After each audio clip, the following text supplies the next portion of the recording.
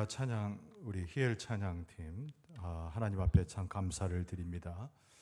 하나님께서 우리의 찬송 받으시듯이 우리 찬양단의 찬양을 받으시고 또 하늘의 축복과 은혜로 함께 하실 줄로 믿습니다.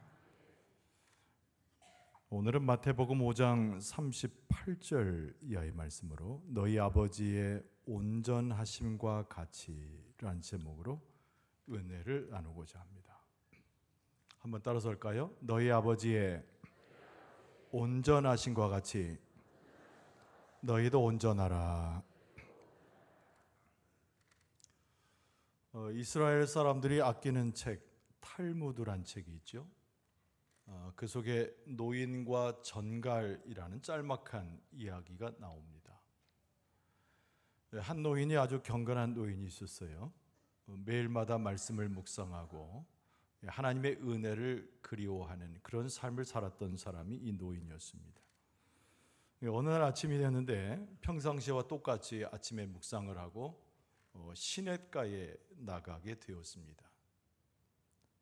근데 어제 내린 비 때문에 시냇가의 물이 제법 불었어요. 그래서 물결도 세차입니다. 양도 꽤 많이 흐릅니다. 근데 이 노인의 눈에 문득 조그만 하나가 눈에 띄게 되었는데 바로 전갈이죠.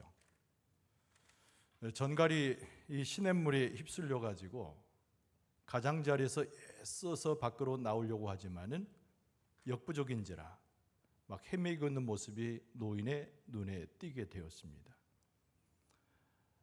노인의 마음이 갑자기 이 전갈이 불쌍해 보였어요. 그래서 노인이 전갈을 구해 주려고 손끝을 갖다 댑니다. 전갈은 어떻게 생각했을까요? 자기를 해치려는 무엇처럼 생각했겠지요? 꼬리를 들어서 노인의 손가락에 침을 쐈습니다. 따갑게 아프지만은 노인이 이 전갈을 생각하는 마음이 멈추지 않았어요. 그래서 또 다른 편의 손을 전갈에게 댑니다. 이번엔 더 강력한 도구로 전갈이 꼬리를 휘둘러서 노인의 손가락을 쏘았어요. 손이 얼얼하고 얼굴색이 변하고 갑자기 손이 부어오르더니 고통 가운데 들어갑니다. 지나가는 행인이 한 사람이 있었어요. 이 모양을 보았어요. 그리고 노인 앞에 이렇게 이야기합니다. 이 노인장, 이보시오. 지금 뭐 하시는 겁니까? 저 전갈이 촌부장이 지금 하고 있는 일을 이해나 하겠습니까? 불쌍히 여기는 마음도 알지 못하는 저 전갈, 저 흉측한 것을 구하려고 당신의 하나뿐인 목숨까지 버리려고 합니까? 이렇게 물었다는 거예요. 그때 노인이 얼굴을 들어서 이 행인을 바라보고 이렇게 이야기합니다. 저 전갈의 본능은 쏘는 것 아니겠소? 그러나 내가 마음에 두고 소임을 다하는 것은 저 전갈을 구해주는 것이요 라고 얘기했다는 거예요. 탈무드의 짤막한 노인과 전갈 이야기입니다마는 하나님과 당신의 백성 사이에 이루어지는 동상이몽의 상황 속에서 하나님의 사랑은 끝없다는 교훈을 주는 탈무드의 이야기입니다. 우리는 예수 그리스도를 믿는 소위 말하는 그리스도인이지요. 예수 그리스도의 가르침과 그의 역사를 따라가는, 자기 십자가를 지고 예수님의 십자가를 바라보는 하나님의 백성이지요. 우리는 그런 생각을 합니다. 초대교인들이, 2000년의 초대교인들이 그렇게 구했던 진리를 우리도 구하며 2000년의 초대교인들이 그렇게 애쓰고 말씀 속에 살아가려고 발버둥 쳤던 그 믿음의 현장이 우리의 모습이 되기를 바라고 있습니다. 그러나 여전히 우리의 마음 가운데는 예수 그리스도의 말씀을 이해하는 마음이 있을까요?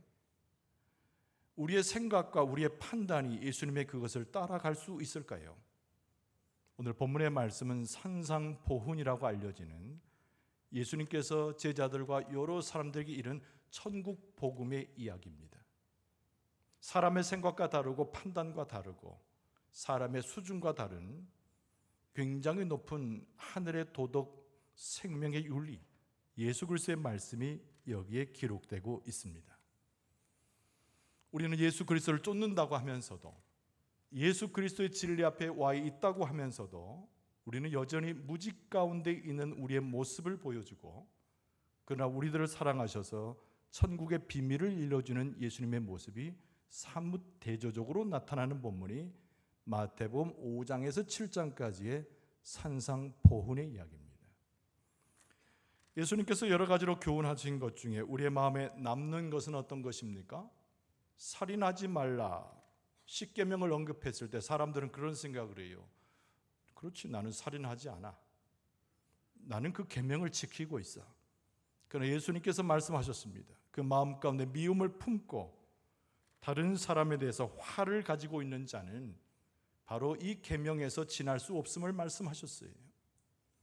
예수님께서 간음하지 말라 그 말씀을 또 일러주십니다. 우리들은 그런 생각을 해요. 그렇지, 나는 간음하지 않아.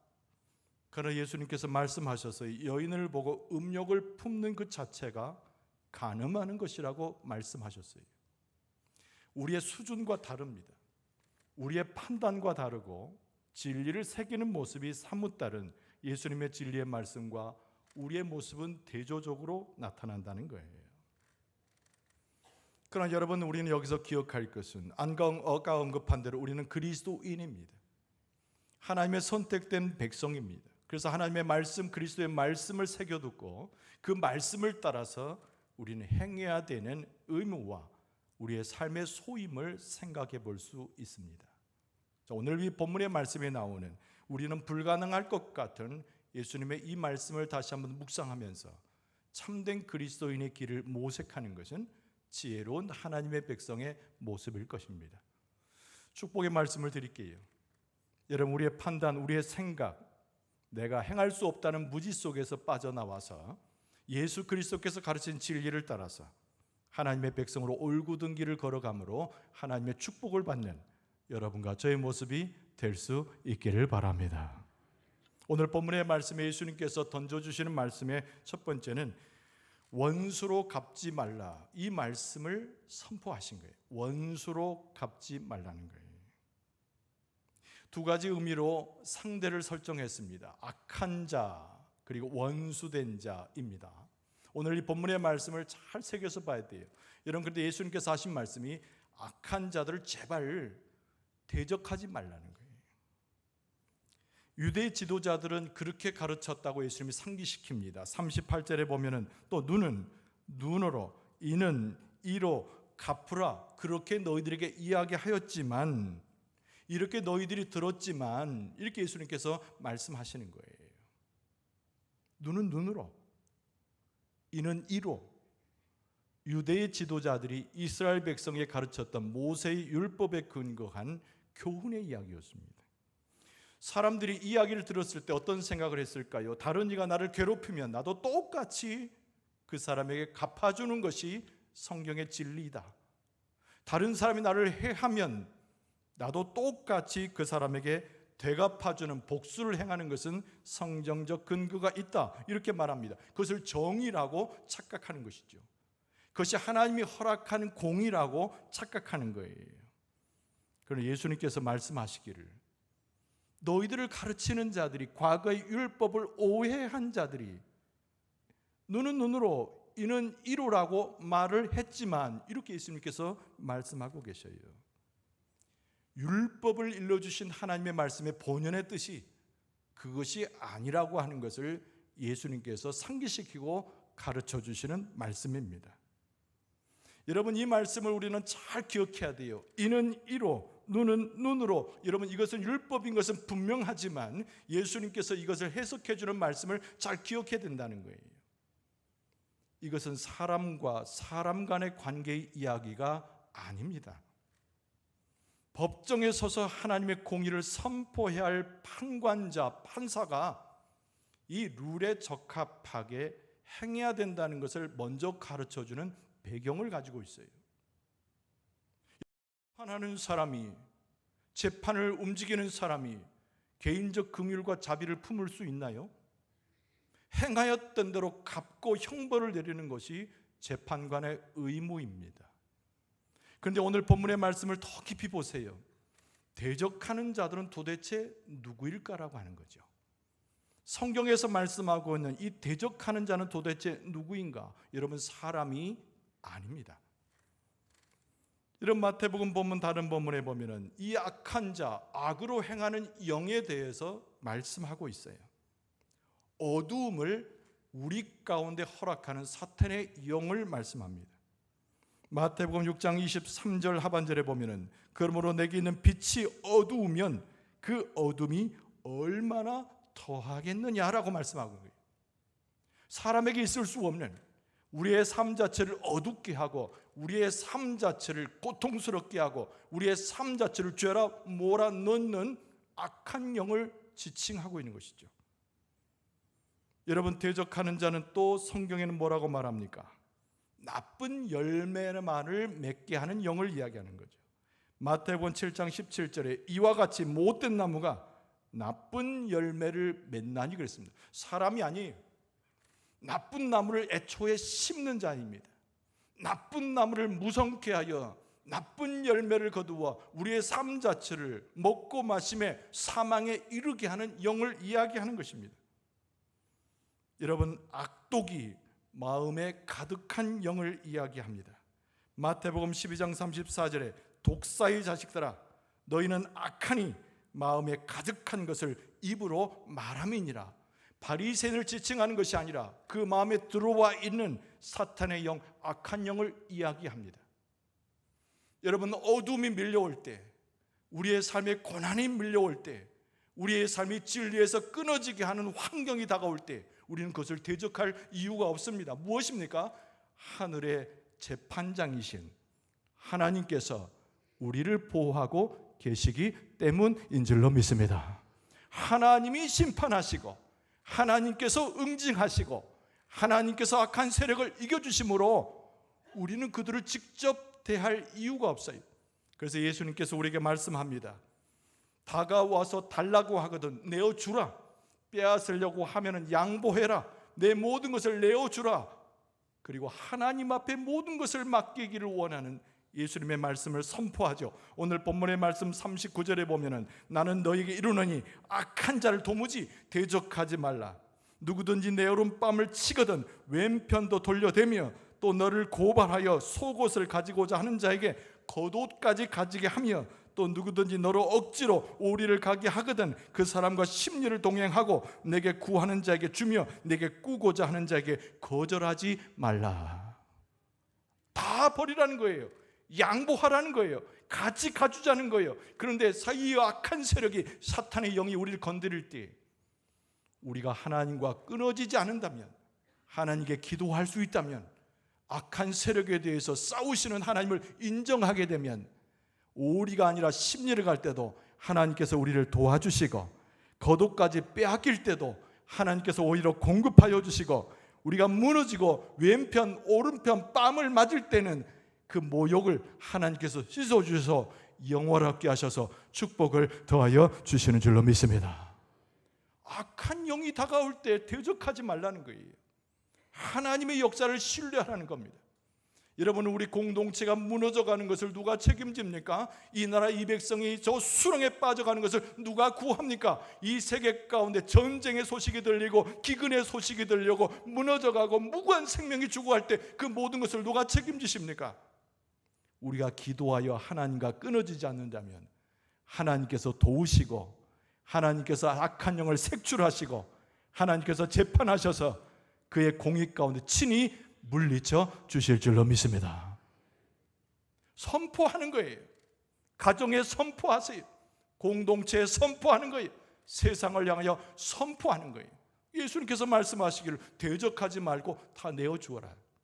하나님께서 오히려 채워주시고 하나님께서 오히려 보호해 주시고 은혜의 빛을 내리셔서 우리에게 축복하여 주시고 약속하고 계시는 줄로 믿습니다. 그러나 우리가 하나 대할 것이 있어요. 여러분, 그것은 다른 것이 아닌 원수를 사랑하라고 하는 이 말씀을 기억할 필요가 있습니다. 원수는 사람입니다. 악한 것에 대적할 필요는 없지만 원수는 우리가 대하여야 합니다. 그런데 어떻게 대해야 되는가? 오늘 예수님께서 말씀하기를 이 원수는 사랑해야 된다는 거예요. 결코 쉽지 않습니다. 따라서 합시다.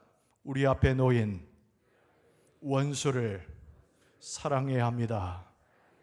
고개가 흔들어집니다. 불가능한 일입니다. 여러분, 유대의 지도자들은 유대인들을 뭐라고 가르쳤습니까? 이웃을 사랑하지만 원수를 미워해도 좋다고 가르쳤다는 거예요. 너에게 잘하는 사람에겐 선대하지만 악한 짓을 하는 사람은 내버려 두고 소외시켜도 괜찮다고 말했다는 거예요. 그래서 43절에 보면은 또 내 이웃을 사랑하고 내 원수를 미워하라 하였다는 것을 너희가 들었으니 이렇게 말씀하고 있는 거죠. 그러나 예수님께서 말씀하셨습니다. 하나님의 율법의 의미는 그것도 아니며 하나님을 따라가는 백성도, 예수 그리스도를 따라가는 그리스도인도 그 가르침대로 따라가서는 되지 아니한다고 말씀하고 있어요. 여러분, 44절에 보면은 나는 너희에게 이르노니 너희 원수를 사랑하며 너희를 박해하는 자를 위하여 기도하라. 할렐루야. 여러분, 우리의 삶의 원수가 다가올 때, 원수는 의도적이고 주도 면밀하고 우리를 괴롭힙니다. 요새 말려서 소시오패스 같은 사람들이 그런 사람들이에요. 그러나 예수님께서 말씀하시기를 그들을 물리치고 대적하고 그들을 쫓아내고 그들을 소외시하지 말고 오히려 그들을 품어내는 그리스도의 사랑을 가지고 그 원수마저도 사랑하라는 거예요. 그리고 덧붙여서 말씀하기를 그 원수들을 위해서 오히려 기도하는 자리에 나아가 그들의 영혼과 생명을 위해서 하나님 앞에 기도할 것을 요청하고 있습니다. 할렐루야. 여러분, 나를 괴롭히는 사람이 있어요. 소시오패스처럼 이렇게 했다가 저렇게 했다가 자기 이기적인 모습으로 우리를 고통스럽게 빠지는 사람이 있어요. 그들을 미워하라고 가르쳤지만, 그들을 도외시하라고 가르쳤지만 예수님께서는 정반대의 진리를 가르치면서 오히려 그 원수를 사랑할 뿐만 아니라 그들을 위해서 기도하라고 말씀하고 있어요. 여러분, 교회를 핍박하는 이가 가정에 있습니까? 우리를 넘어뜨리게 하는 자가 바로 옆에 있습니까? 우리가 만나는 사람마다 나를 고통 가운데, 모욕 가운데 집어넣습니까? 여러분, 그리스도의 사랑으로 품어지고 그들을 위해서 기도할 때 하나님께서 해결하시고 축복을 주시고 은혜로 함께 하셔서 모든 과정을 간섭하시는 하나님께서 먼저 우리에게 복을 주시고 그 사람도 변화시켜 주실 줄로 믿습니다.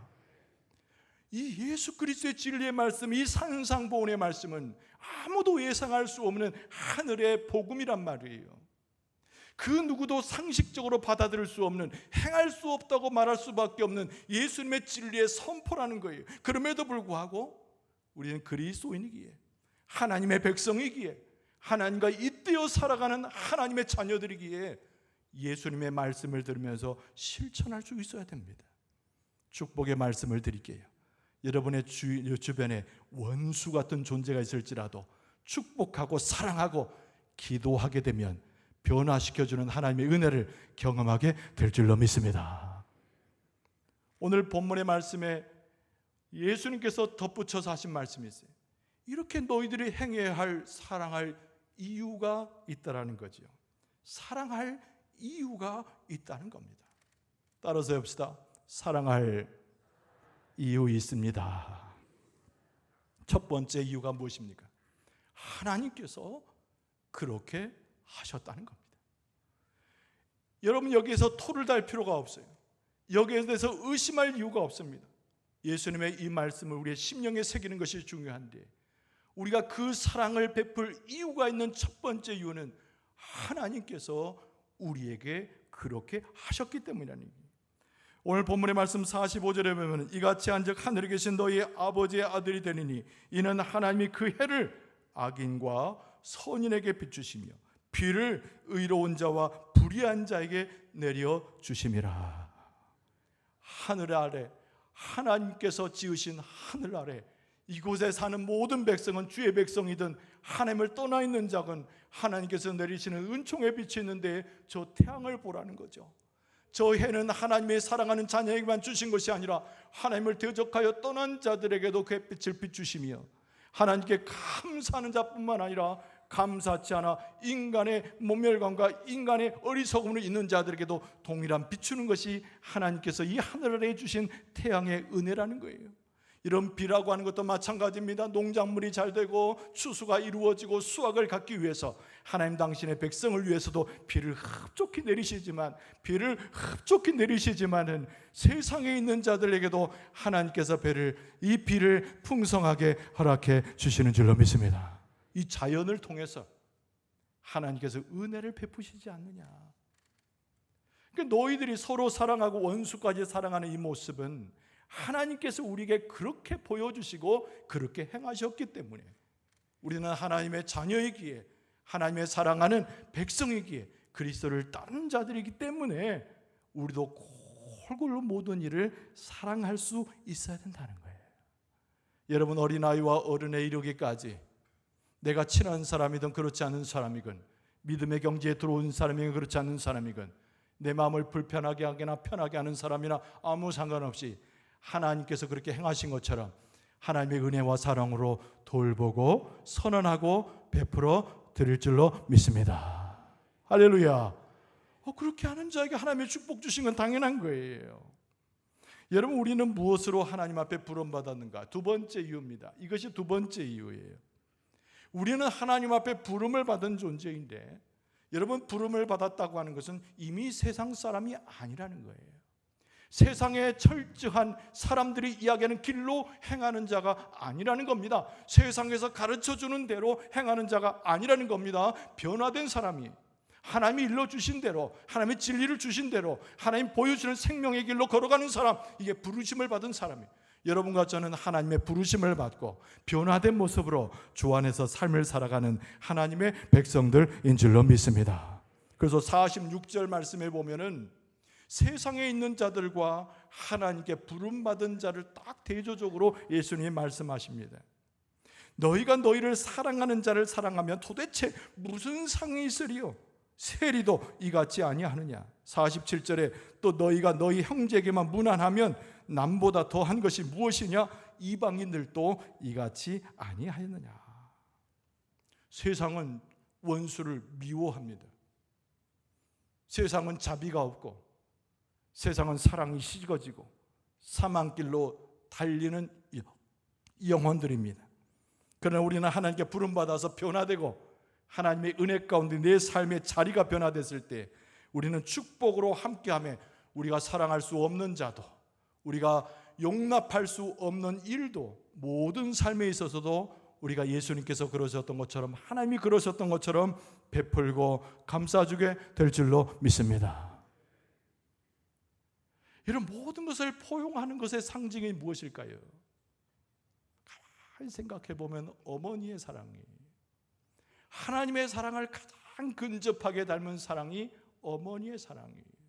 전설에 의하면 하나님께서 한 사람 한 사람을 돌보시기 원하여서 간섭하였더니 하나님께서 효과적이지 않은 것 같아서 한 사람 한 사람 돌보기 위해서 한 가정마다 사랑을 베푸는 자로 세웠는데 어머니라고 하는 말도 있습니다. 어머니의 사랑은 하나님의 사랑과 똑같지 않지만 가장 유사한 사랑이에요. 여러분, 어느 날 어머니와 단둘이 사는 그런 집안이 있었습니다. 근데 교통사고가 났어요. 어머니는 그래도 간신히 헤어나왔는데 아들이 두 눈을 잃어버리게 되었습니다. 젊은 아들이 두 눈을 잃어버리니까 앞길이 구만리 같은 이 아들이 얼마나 답답하고 마음 가운데 지치고 실망했겠습니까? 그 효자였던 아들이 불효자의 모습으로 바뀝니다. 어머니를 원망하고 세상을 원망하고 자기의 삶을 극단적인 생각만 하면서 매일마다 술로써 자기의 삶을 허비하고 있습니다. 어머니가 어떻게 별다른 도리가 있겠어요? 방법이 있겠습니까? 답답해하고 그 아들을 위해서 기도할 뿐이었습니다. 근데 어느 날 희소식이 들려요. 어떤 사람이 눈 하나를 기증한다는 소식이 이 아들에게 들리게 되었습니다. 그리고 이 아들이 병원에 입원했습니다. 눈 하나를 기증했기 때문에 이 아들의 두 눈은 안 되고 하나만 집어넣어서 수술을 하게 됐습니다. 수술은 성공적인 수술이 되었습니다. 그리고 회복되었을 때 안대를 풀고 이 아들이 한 눈을 떠서 세상을 보게 됩니다. 근데 이 아들의 불만이 멈춰지지 않아요. 어떻게 두 눈이 아니라 한 눈으로 세상을 본단 말인가? 불평스러운 말을 막 늘어놓기 시작하는데 건너편 침대에 낯익은 분이 한 분 앉아 있어요. 그 사람은 다름 아닌 자기의 어머니입니다. 역시 안대를 하고 있는데 한 눈이 없이 한 눈으로만 이 아들을 바라보고 있는 어머니의 모습이 보였던 거죠. 아들의 마음에 그런 생각이 듭니다. 어머니, 한 눈을 내게 기정하셨군요. 근데 이 아들의 마음 가운데 서운함이 듭니다. 두 눈을 주시지. 인간의 굉장한 악함이죠. 근데 어머니가 이 아들을 따둑거리면서 그렇게 이야기합니다. 아들아, 내가 너에게 두 눈을 주고 싶었지만 내가 앞을 보지 못하면 내게 또 하나의 짐이 될까 봐 내가 한 눈만 내게 주었다라고 이야기하는 거예요. 아들의 억장이 무너집니다. 어머니의 사랑을 깨닫게 됩니다. 그리고 나서 울며 매우 웁니다. 이야기는 여기서 멈춰지는 것이지만 이 아들과 어머니의 관계는 예수 그리스도와 우리 하나님과 우리 더 나아가 그리스도인과 세상에 있는 사람들의 관계를 설명해 주는 이야기입니다. 우리는 마치 망할 것 같은 희생, 오늘 본문의 말씀은 그것을 요구하는 것처럼 보입니다. 바보같이 모든 것을 빼앗기는 삶, 마치 성경 말씀은 그것을 요청하는 것으로 보입니다. 그러나 예수 그리스도께서는 우리에게 잃어버릴 것과 막연한 희생을 요구하고 계시지 않습니다. 진정한 하늘의 축복이 예배되고 하나님의 은혜가 있음을 예수님께서 가르쳐 주시면서 우리가 사랑할 이유를 찾되 하나님께서 내게 베풀어 주신 그 사랑과 예수 그리스도 당신의 사랑을 깨우치기를 요청하셨다는 거예요. 우리가 하나님의 백성이라면, 예수 그리스도를 따른 그리스도인이라면 예수님의 이 말씀을 새겨 들을 필요가 있습니다. 그리고 이 말씀을 실천하기 위해서 예수님을 쫓아가는 은혜가 우리 가운데 있어야 됩니다. 하나님께서 우리에게 그렇게 은혜의 마음과 축복을 사모하는 하나님의 백성의 마음을 허락해 주실 줄로 믿습니다. 오늘 본문의 말씀은 산상보훈이 많은 사람들이 지킬 수 없는 하늘의 법이라고 이야기하지만 여러분, 그리스도인 된 자는 예수님이 이 말씀에 주목할 필요가 있습니다. 그리고 예수님께서 세우신 이 표준은 세상에 있는 표준과 달라요. 마지막 절인 48절에 예수님께서 이렇게 말씀합니다. 그러므로 하늘에 계신 너희 아버지의 온전하심과 같이 너희도 온전하라, 이렇게 말씀하고 있습니다. 여러분, 세상이 생각하는 것처럼 우리는 생각할 수 없습니다. 세상 사람들이 행하는 것처럼 우리는 그 길을 따라갈 수 없습니다. 우리는 하나님의 백성이기에 하나님을 따라가고 예수 그리스도를 따라가는 그리스도의 제자이기 때문에 그리스도인으로서 우리의 삶을 살아갈 수 있어야 됩니다. 너희 아버지처럼 행하라는 거죠. 너희 아버지가 온전하신 것처럼 너희들도 온전하라는 거죠. 이 말씀을 기억하고 실천하는 자라면 하나님께서 더 많은 것을 부어주시고 축복을 주시고 우리 가운데 천국을 이루어가게 하실 줄로 믿습니다. 다시 한번 주의 은혜를 기억하고 주의 말씀을 잘 새겨서 산상보훈이 불가능한 이야기가 아니라 하나님의 은혜 가운데 그리스도의 진리를 쫓아감을 깨달으면서 그리스도인의 참된 삶을 살고 하나님을 본받아 온전하심을 이루어가는 여러분과 저의 모습 되어줄 수 있기를 주의 이름으로 축원합니다.